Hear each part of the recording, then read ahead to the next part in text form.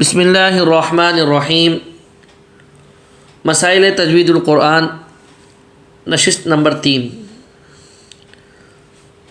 گزشتہ نشست میں ہم نے مسائل تجوید القرآن میں لام التعریف اور لام الفعل کی گفتگو کری تھی۔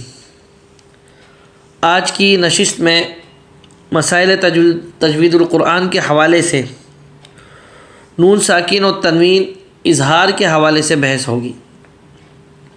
نون ساکن اور تنوین جس پر اظہار ہوتا ہے اس کے حوالے سے بحث ہوگی۔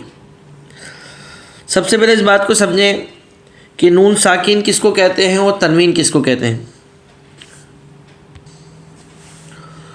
تو نون ساکن اس حرف نون کو بولتے ہیں کہ جو زبر، زیر، پیش ان سے خالی ہو۔ وہ نون جو زبر، زیر، پیش سے خالی ہو اس کو نون ساکن بولتے ہیں۔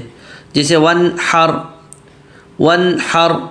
اب یہ ون میں جو نون ہے اس پر نہ زبر ہے، نہ زیر ہے، نہ پیش ہے، تو اس کو اب نون ساکن بولیں گے۔ اور تنوین کس کو بولتے ہیں؟ تنوین دو زبر، دو زیر، دو پیش کو تنوین بولتے ہیں۔ دو زبر، دو زیر، دو پیش کو تنوین بولتے ہیں۔ تنوین کی مثال جیسے یومئذ خاشعہ، یومئذ خاشعہ۔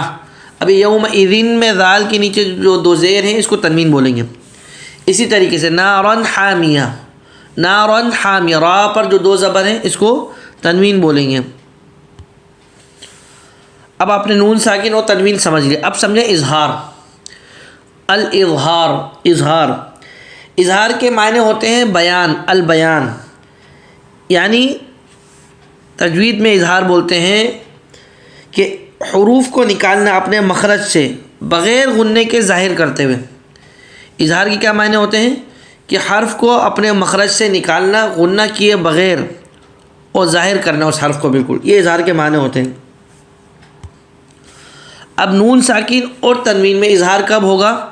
کہ کبھی بھی کہیں بھی نون ساکن کے بعد یا تنوین کے بعد حروف حلقی میں سے، جو حروف حلقی 6 حروف ہیں، حمزہ، ہا، عین، ہا، غین، خا، تو کبھی بھی نون ساکن اور تنوین کے بعد حروف حلقی میں سے یعنی 6 حروف میں سے کوئی بھی حرف ہوگا تو وہاں پر اظہار ہوگا۔ یعنی نہ وہاں پر غنہ کریں گے بلکہ وہاں پر اس حرف کو، اس نون کو یا اس تنوین کو ظاہر کر کے پڑھیں گے۔ تو کیا بات سمجھ آئی؟ کہ نون ساکن اور تنوین کے بعد حروف حلقی میں سے کوئی بھی حرف ہوگا تو وہاں پر اظہار ہوگا۔ اظہار کا مطلب کہ غنہ نہیں کریں گے بلکہ بالکل اس حرف کو ظاہر کر کے پڑھیں گے۔ اب مثال سے سمجھیں۔ حروف حلقی 6 ہیں، حمزہ، ہا، عین، ہا، غین، خا۔ حمزے کی مثال جیسے ومن اعرض، کل آمن۔ اب ومن یہ نون ساکن ہے، اس کے بعد حمزہ آ رہا ہے، یہاں پہ ومن نون کو ظاہر کر کے پڑھیں گے، غنہ نہیں کریں گے۔ اسی طریقے سے کل آمن، کل آمن، اب یہ تنوین ہے، اس کے بعد حمزہ آ رہا ہے۔ ہا کی مثال ینہون، ینہون، اب یہ نون ساکن ہے، اس کے بعد ہا آ رہا ہے۔ فریقا ہدا، اب یہ تنوین ہے، اس کے بعد ہا آ رہا ہے۔ عین کی مثال انعمت، انعمت، اب یہ نون ساکن ہے، اس کے بعد عین آ رہا ہے۔ حکیم علیم، یہ تنوین ہے، اس کے بعد عین آ رہا ہے۔ ہا کی مثال وانحر، وانحر، یہ نون ساکن ہے، اس کے بعد ہا آ رہا ہے۔ من حکیم حمید، حکیم حمید، یہ من حمید تنوین کے بعد ہا آ رہا ہے۔ غین کی مثال من غل، من غل، یہ نون ساکن ہے، اس کے بعد غین آ رہا ہے۔ تنوین کی مثال جس کے بعد غین آئے، ماء غیر آسن، ماء غیر آسن، اب یہ تنوین ہے، اس کے بعد غین آ رہا ہے۔ تو ان تمام جگہوں میں اظہار ہوگا، غنہ نہیں کریں گے۔ اسی طریقے سے خا کی مثال هل من خالق، هل من خالق، اسی طریقے سے تنوین کی مثال جس کے بعد خا آتا ہے، یومئذ خاشعہ، یومئذ خاشعہ۔ لہذا ان تمام مثالوں سے واضح ہوتا ہے کہ نون ساکن اور تنوین کے بعد حروف حلقی میں سے کوئی بھی حرف ہوگا تو وہاں پر اظہار کریں گے، غنہ نہیں کریں گے۔